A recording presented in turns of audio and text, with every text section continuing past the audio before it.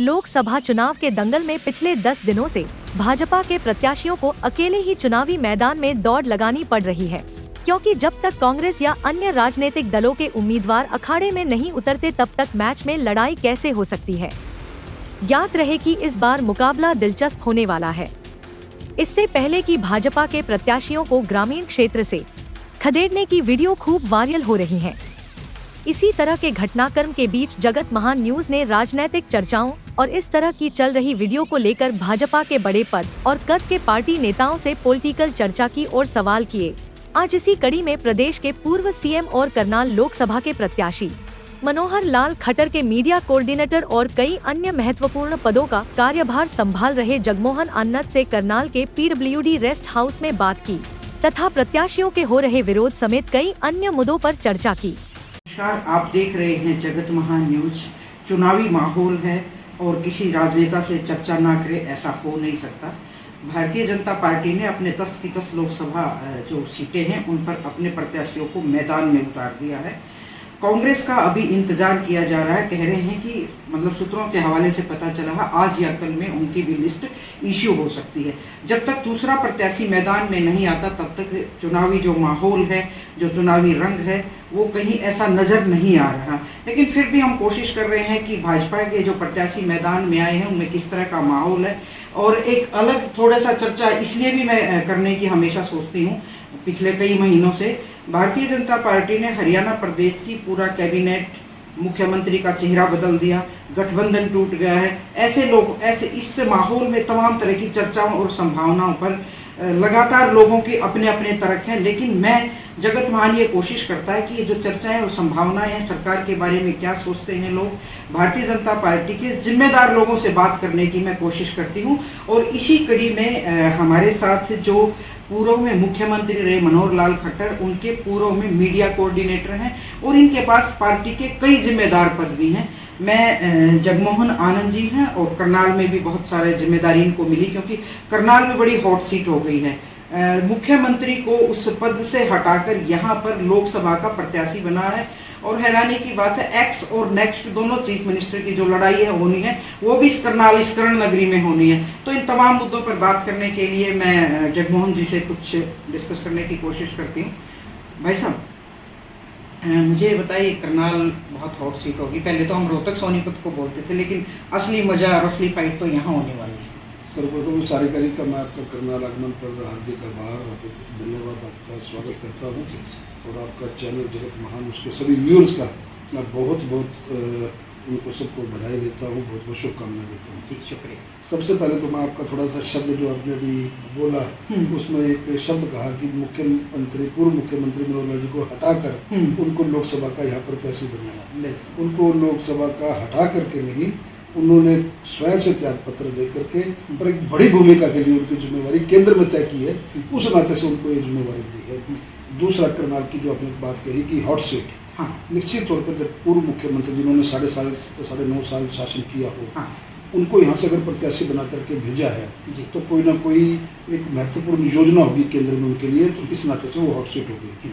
दूसरा, उपचुनाव जो रास्ता साफ हुआ, उपचुनाव के लिए नायब सैनी जी, जो आपने एक शब्द यूज किया एक्स और नेक्स्ट जो है, ये हमें जो नायब सैनी जी के रूप में एक कर्मठ कार्यकर्ता के रूप में मुख्यमंत्री का, वो भी उपचुनाव लड़ रहे हैं।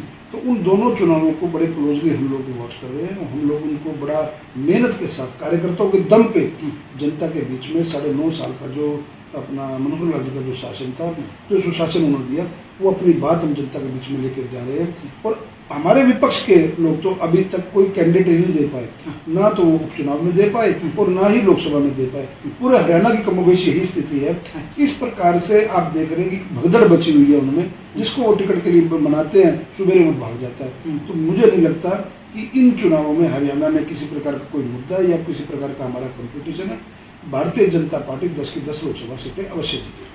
ये कूल आप महसूस करते हैं? 9.5 साल का जो सुशासन कह रहे हैं आप, हरियाणा में आरक्षण की आग भी देखी, सांप्रदायिक दंगे भी देखे, खिलाड़ियों का भी आंदोलन देखा, कर्मचारियों का भी देखा, आप लगातार देख ही रहे, सरपंचों की पिटाई भी देखी। तो जब फील्ड में हम जाते हैं तो ये चीज़ें हम देखते हैं, मीडिया तो कवर करता है चीज़ों। तो आज मैं सोनीपत की अगर बात करूं, मैं लगातार सोनीपत को कवर कर रही हूं, रोहतक को भी देख रही हूं, आपके प्रत्याशियों को भगाया जा रहा है गाँव में से अभी तक, अगर आपके पास सूचना हो तो। नहीं, मेरे पास बिल्कुल सूचना है और मैं मीडिया प्लेटफॉर्म से ही आता हूँ और मीडिया के कई दायित्व तो मेरे पास रहे हैं। जहाँ तक आपने कहा कि प्रत्याशियों को भगाया जा रहा है, देखिए सोची समझी एक राजनीति जो एक साजिश है।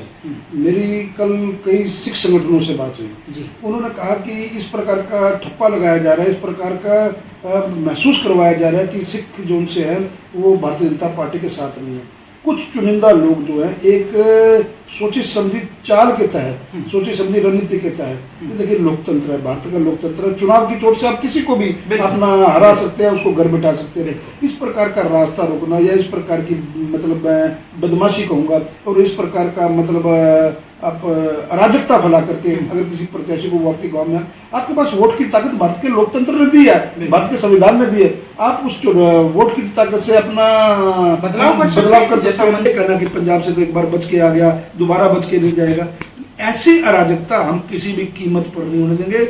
न खून और मांस ये रिश्ता है हमारा सिख समुदाय के साथ, किसानों के साथ, न खून और मांस कभी अलग नहीं होता।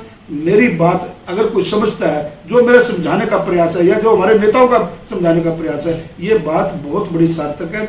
कानून तोड़ने का अधिकार ना मुझे ना किसी को है, तो इसलिए हमने धरने और प्रदर्शनों को रोक लगाई ताकि दिल्ली में किसी को तकलीफ ना हो। किसी ने अब कोई रास्ता रोकने के लिए, उनके जाने के लिए कोई तो बैरिकेड लगाने पड़ेंगे ना, उनसे अपील की गई।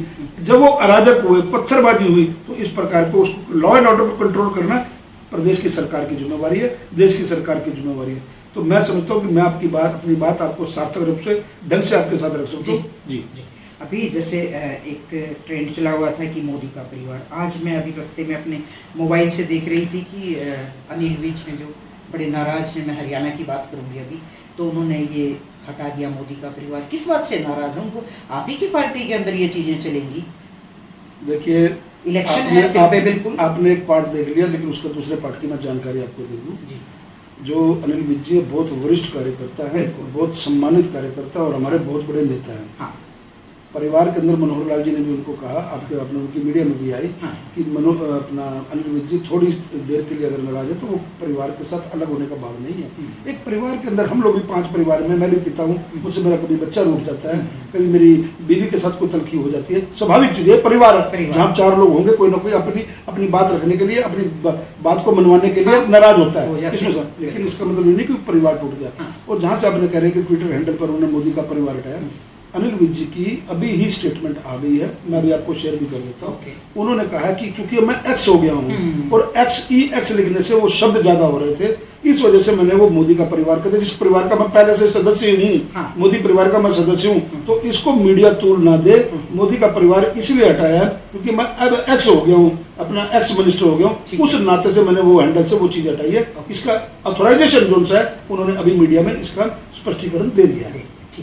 एक लगातार भ्रष्टाचार पर बड़ी चोट की देश के प्रधानमंत्री ने और हमारे प्रदेश के मुख्यमंत्री ने भी, हम भ्रष्टाचार को बिल्कुल दूर करेंगे और किसी भी लेवल पे ये बर्दाश्त नहीं किया जाएगा। अभी पिछले कई महीनों से जिन पर भारतीय जनता पार्टी ने लगातार बड़े मतलब भ्रष्टाचार के आरोप लगाए, आज वो सारे बीजेपी में आ गए हैं और इसीलिए कांग्रेस के प्रवक्ता वॉशिंग मशीन लेके अपनी प्रेस कॉन्फ्रेंस करते हैं। कांग्रेस के प्रवक्ता ही आए हैं भारतीय जनता पार्टी में, पूर्व में आपने देखा, तो लेकिन ये नहीं, बात भरोसे की नहीं है। हाँ। दूसरे दलों में अच्छे लोग होते हैं, इसका मना नहीं। देखिए, सारे अच्छे नेता हमारे दल में हैं, ये हमने कब कहा? दूसरे दल, विपक्षी दलों में भी अच्छे लोग हैं। तो जे फैक्टर की, तो उन्होंने मेरे से पूछा, हम सारे बैठे थे, ये जे फैक्टर क्या होता है? तो मैंने कहा भाई जे फैक्टर तो मुझे भी नहीं पता। तो उन्होंने पूछा कि पर्ची किसने दी है? तो हमारे कार्यकर्ता उसने पर्ची दी थी। तो मैंने कहा जी वो उनसे पूछो। तो उन्होंने बड़ी बैठक में पूछा भी जे फैक्टर क्या होता है? कह रहे भाई अभी तो नहीं बताऊंगा, कान में अलग बताऊंगा। तो उन्होंने कान में जाकर के अलग बताए। तो उन्होंने कहा कि भाई हम राष्ट्र के लिए काम कर रहे हैं, हाँ, इस देश के लिए काम कर रहे हैं, हाँ, जनता के लिए काम कर रहे हैं। तो आज भी अगर आपकी सोच यही बढ़ी हुई है तो मैं अपनी सोच आपसे भिन्न रखता हूँ। हाँ, क्या ऐसा मुख्यमंत्री मुझे बताओ रहेगा? और दूसरी तरफ विपक्ष के लोग, विपक्ष के नेता कांग्रेस के स्वयंभू दीपेंद्र हुड्डा अगर भरे मंचों से ये कहें ये खट्टर फट्टर जहां से आया है इनको उसी बिल में घुसेड़ देंगे, उसी जगह से कह देंगे हमारे पूर्वज किन परिस्थितियों में आए, क्या विभाजन की विभीषिका आप लोगों ने देखी। अगर वो आकर के आज हमारे समाज को, हमारे मुख्यमंत्री को वो गाली देते हैं और बिल में घुसेड़ करके और बिल बंद करने की बात करते हैं, राजनीति के अंदर भाईचारे को कायम रखने के लिए हमारे 20 दोस्त है, दूसरी बरादरियों के दोस्त है, हमने ऐसे कभी भाषा का इस्तेमाल नहीं किया, लेकिन वो चुनाव जीतने के लिए इस प्रकार की और इस दलगत राजनीति से, गंदी राजनीति से, समाज को तोड़ने वाली, समाज के साथ एकजुटता, हरियाणा एक हरियाणवी एक का जो नारा मुख्यमंत्री जी ने अपना मनोहर लाल जी ने तब दिया था, उसको लेकर के हम लोग आगे बढ़ रहे हैं। और ये लोग समाज को ऐसे तोड़ने की बात जब करते हैं तो कहीं ना कहीं भाईचारे में, हमारे आपस के जो संवाद है, हमारे जो आपस में दोस्ती है, हमारे जो आपस में एक प्रकार के रिश्ते हैं, क्योंकि अब वो जमाना नहीं रहा कि पंजाबियों में पंजाबी ही शादी करेगा, बनियों में बनियों में शादी करेगा। आजकल बच्चों में जागृति आई है, अच्छे लोग, अच्छे पढ़े लिखे बच्चे अपनी मनपसंद का बच्चा चुनने लग गए हैं और माँ बाप ने भी इजाजत दी है। देखिए अब खापों को भी, दूसरों को भी मैं आपके माध्यम से बात कहूंगा कि समाज के अंदर एक प्रकार की जागृति आई है। जब हमने बच्चा बड़ा किया, बच्चा पैदा किया, तो उसको तो अपना जीवन साथी चुनने का अधिकार है। तो इस प्रकार के रिश्ते हमारे आपस में जो हो रहे हैं या समाज की इस समरसता के अंदर हम आगे बढ़ रहे हैं, इसको तोड़ने का काम अगर विपक्षी दल के लोग करते हैं तो ये दुखदायी है, ये पीड़ादायक है। उनको ऐसे बयानों से बचना चाहिए। बहुत बहुत शुक्रिया। मतलब मैं एक बात कहूँगी कि इस इलेक्शन में बहुत मज़ा आने वाला है भाई साहब। मैं लगातार लंबे टाइम से कवर कर रही हूँ, लेकिन ऐसा इलेक्शन मैंने कभी नहीं देखा। जो पॉलिटिकल विचारधारा की लड़ाई तो हमेशा होती है, आप वाली बात है, कभी कभी इस तरह की निजी टिप्पणियां आ जाती हैं और लोकतंत्र में निजी टिप्पणियां होनी भी नहीं चाहिए। हम भी गुजारिश करते हैं अपने जगत महान चैनल के, और आने वाले समय में फिर से देखेंगे हम कि किस तरह का जो राजनीतिक टकराव होने वाला है। अभी हॉट इलेक्शन होने वाला करनाल का खासकर, और करनाल के बाद सोनीपत और रोहतक पर बीजेपी की और कांग्रेस की दोनों की नज़र है। कुछ टाइम के बाद फिर मैं कोशिश करूँगी भाई साहब से मिलने की। करनाल से सारिका की रिपोर्ट। नमस्कार।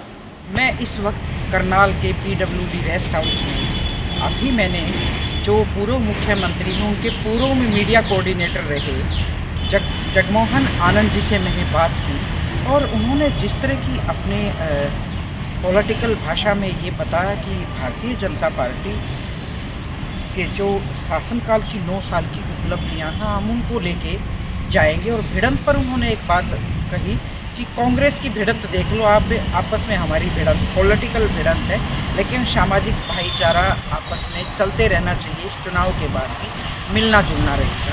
लेकिन करनाल जो कर्ण नगरी जिसको बोलते हैं, ये मतलब पहली बार नहीं, ये तीसरी बार हॉट सीट हो गई है जहाँ से प्रदेश के पूर्व मुख्यमंत्री यहाँ आकर चुनाव लड़ रहे हैं, और एक्स हो गए हैं वो। नेक्स्ट की भी यहीं से लड़ाई होनी है। मतलब वैसे तो इनका विधानसभा क्षेत्र रोहतक में आता था। 2014 में जब रोहतक से इनको यहाँ लाकर भारतीय जनता पार्टी ने चुनाव लड़वा, तभी से ये चर्चाएं शुरू हो गई थी कि ये चीफ मिनिस्टर की कुर्सी के दावेदार हैं। 9.5 साल तक भारतीय जनता पार्टी ने इनके चेहरे से ये बेहतर मतलब प्रशासन चलाया, या मैं ये कहूँ कि राज चलाया। लेकिन 9.5 साल के बाद इनके चेहरे को बदलकर नायब सैनी को एक तरह से नायाब हीरे के तौर पर देखकर जनता के सामने पेश किया गया। उनके चेहरे पर अब ये चुनाव टिका हुआ है। हालांकि भारतीय जनता पार्टी कहती है कि ये बदलाव अभी नहीं हुआ, ये तो कई महीनों से चल रहा था, लेकिन लोगों के बीच में, जनता के बीच में अलग से चर्चाएँ हैं, और विपक्ष इसका अलग से एक अलग चीज़ें पेश कर रहा है जनता के सामने। क्योंकि राजनीति में तो ये होता है, सत्ता पक्ष और विपक्ष के बीच में तमाम मुद्दों को लेकर, तमाम नीतियों को लेकर टकराव की स्थिति बनी रहती है। कल मैं बेरी कांग्रेस की रैली कवर करने गई हुई थी, तो वहाँ जो विपक्ष के नेता, प्रतिपक्ष के नेता भूपेंद्र हुड्डा ने एक बात कही कि वो तो नायब सैनी तो डम्मी कैंडिडेट है। अभी मनोहर लाल खट्टर के हाथ में इसकी कमान है या भारतीय जनता पार्टी के बड़े नेताओं की कमान है। कई तरह के मुद्दे हैं, देखते हैं आने वाले समय में और कैसा ये माहौल होने वाला है। लेकिन चुनाव अभी जो मैदान सजना है उसमें विपक्ष के दूसरे राजनीतिक दलों का आना भी अभी बाकी है, और जो भारतीय जनता पार्टी के उम्मीदवार हैं रोहतक और सोनीपत में, उनका लगातार विरोध हो रहा है। दूसरे लोकसभा क्षेत्रों से भी इस तरह की खबरें आ रही हैं। वो अभी जैसे जगमोहन जी ने कहा कि वो कुछ असामाजिक तत्व ऐसा कर रहे हैं, लेकिन भारतीय जनता पार्टी को इन सब चीज़ों पर गंभीरता से विचार करना पड़ेगा और लोगों को इसकी जवाबदेही भी देनी पड़ेगी। मैं करनाल से सारिका, नमस्कार।